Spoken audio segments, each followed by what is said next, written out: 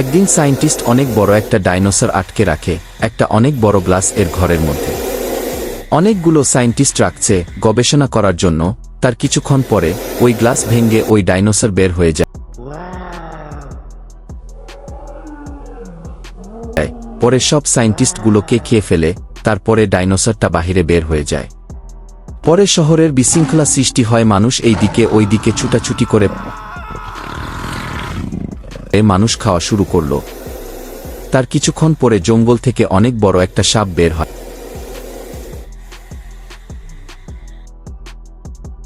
তারপর ডাইনোসরকে সাপটা আক্রমণ করে এবং তাদের মধ্যে যুদ্ধ হয়।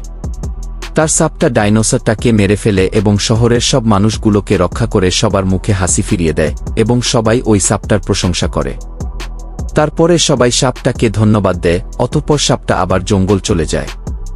সাপটার জন্য একটা লাইক দেওয়া যাবে কি? এরকম ভিডিও দেখতে সাবস্ক্রাইব করে রাখুন।